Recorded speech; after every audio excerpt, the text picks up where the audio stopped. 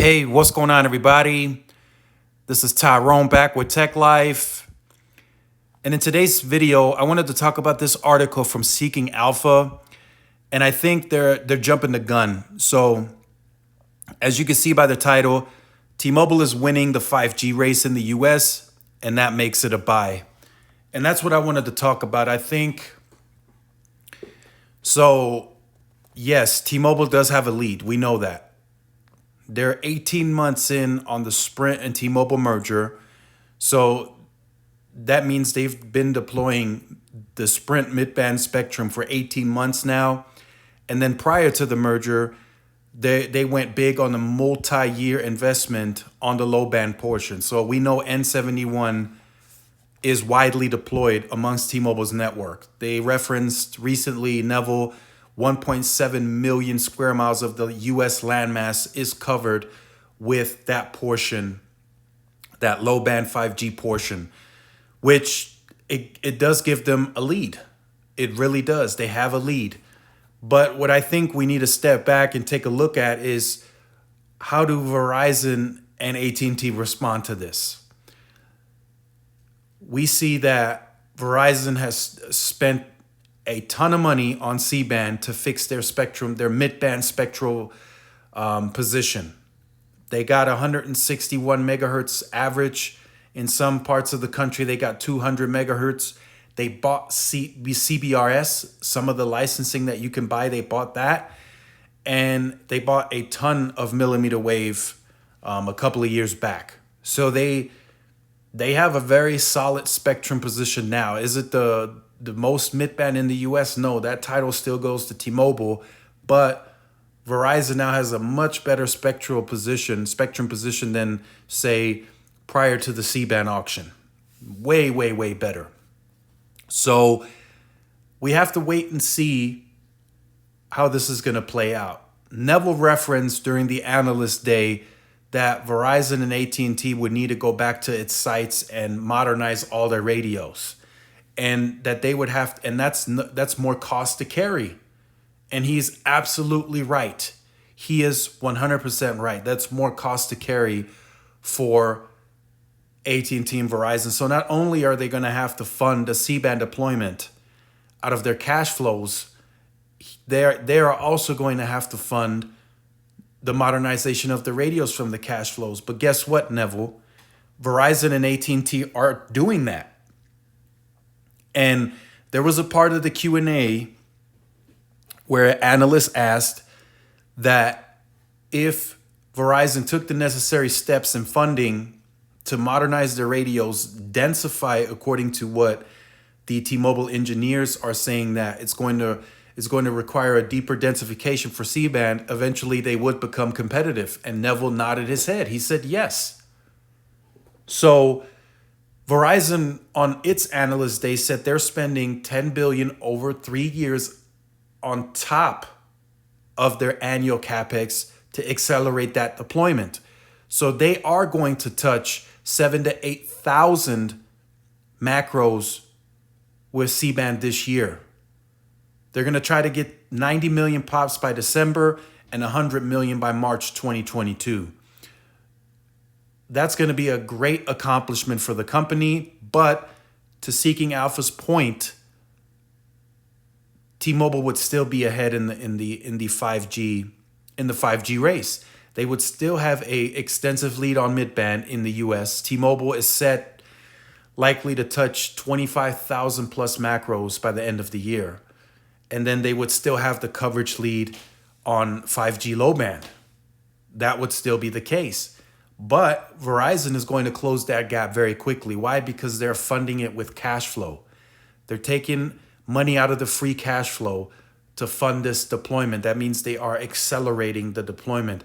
There's still about 17.5 to 18.5 billion that Verizon is pushing into the network annually. That means their fiber deployment, their owned fiber is still being deployed in all markets that they're planning on deploying.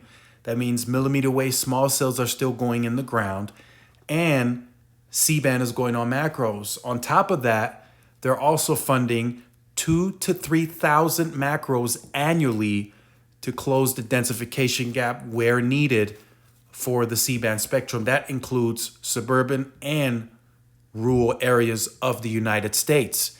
That was another big drawback from T-Mobile, that Verizon would struggle in rural and suburban. And if they did not densify, then they would have a subpar network compared to T-Mobile. What did Verizon do? They're funding this with the free cash flow. They said, we are going to densify 2,000 to 3,000 macros annually for the foreseeable future to close those gaps. So what T-Mobile has stated in the past that Verizon would need to do to get their network where it needed to be, Verizon is doing just that. So there are a lot of smart engineers within Verizon that are planning exactly what T-Mobile has planned out Verizon needs to do on their end. And they're funding that model for the coming years. So that $10 billion over 3 years, I've mentioned this in the previous video, it can be spent as quickly as they can deploy. So if they can deploy 10 billion worth of equipment in a year, they can spend that 12 billion in that year. Of course, that's impossible. So we're thinking they can do 2 to 3 billion on an annual basis. So that 10 billion is likely going to run out early in that third year. So Verizon is going to have to make a decision. Do they continue the acceleration of that deployment? Do they continue spending outside of their annual capex for maybe a year or two more? Or at that point, is it accelerated enough to where they can keep funding it with their regular annual capex and still maintain a solid pace? So eventually, they're going to close the gap to T-Mobile. Again, Verizon is still larger network, so T-Mobile is busy on their own funding that. So instead of talking about the competition, I think T-Mobile needs to focus and execute on their plans, which they have a lot to handle on their own. They got about 23,000 sites that they need to incorporate into the T-Mobile network. 12 to 13,000 come from the Sprint Keep sites. Although those sites are already existing, that's still fund. They still have to fund that deployment, and the site needs to be physically touched. So there's no software integration or core integration. That site needs to be physically touched. That means there's a material upgrade that needs to happen. That means it's time consuming.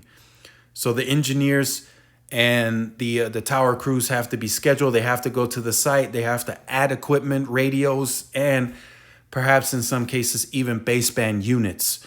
So that's going to take time. They have to deploy an additional 10,000 brand new macros for coverage expansion. We all know that's going to take time. That's going from absolutely zero to a macro. So they have to build a pole. They have to transport fiber to that site. I mean, there was previously nothing there. So T-Mobile has to start from ground zero. So that's going to take time.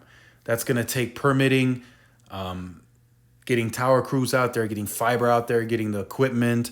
So that's going to take time. So I think Verizon, being that they already have a larger network, I think they're in a good position. I really think they are. If you're thinking short or midterm, I guess you could go with what Seeking Alpha is saying, and it does make T-Mobile a buy because they're going to have the lead for at least 2, maybe even 3 years in some cases. And T-Mobile, if they really want it, and they said they have the balance sheet to defend their position, they could accelerate the capex as well. They could add another 1 to 2 billion to it if they so choose to. They added 300 million in this last quarter, which is going to accelerate some things. But again, T-Mobile is not deploying their own fiber. So all of that money is going strictly into wireless. So if they want to spend another billion or two, they sure can. The balance sheet is capable of it. They have less debt than their competitors. They have synergies to work off of, which they're accelerating those at a much quicker pace, I'm being told, than even originally anticipated. So again, I'm no financial analyst, but I do think the Seeking Alpha article here is a bit jumping the gun. I think look no further than Verizon to really compete in this case. Even as Verizon goes into rural, they have to modernize the radios to be able to do DSS and have 5G coverage. So they're going to touch those sites with C-band, and they're going to fully rip and replace new radios, new baseband units if needed, maybe even fiber if there was microwave backhaul. So there's a large modernization happening for all carriers. AT&T has been busy with that as well. They have a leg up in their instance because they have FirstNet. So a lot of their new sites that are going in the ground on a larger scale, they can be deployed with all the new radios and such. And they've already been, much busier deploying the upgrading the sites because of the FirstNet. So I believe 2017, 2018, 2019, as they started touching sites, a lot of those sites were capable of the 5G NR. Same as what T-Mobile did with the dual band radios. I'm sure at some point AT&T also started shifting to that. And it makes sense that their coverage footprint is larger than Verizon's. They're not quite there yet with T-Mobile, but as I mentioned in a previous video, I do think they will catch up very quickly by the end of year, or if not early next year. So let me know what you think about this. Let me know what you think about this article. I think they're jumping the gun, as I mentioned, but it's from here on out, since T-Mobile has about a 2-year lead on a mid-band deployment, it's all being competitive now. Verizon has to be competitive. They have to deploy as quick as they can, densify. AT&T has to be even more competitive. They have to buy more spectrum. They have to make different moves to make them relevant and keep them, being competitive. So they have to spend a heavy amount of money, which we're seeing $24 billion. Post media spinoff, they're going up to $24 billion. Again, they're funding that with cash flow as well. They're pulling out of cash flow and they're upping their capex. Why? Because they need to accelerate. They need to accelerate to maintain somewhat of a competitive pace against T-Mobile. So again, let me know in the comment section down below how you feel about this. If you are new to the channel, or you have been on the channel and you have not yet liked, share, subscribe, to make sure you do so. Hit that notification bell so you are notified when I do upload content. Make sure to follow my social media outlets for more updates and interactions. Thanks again for watching. This is Tyrone with Tech Life. I will see y'all in the next one. Peace.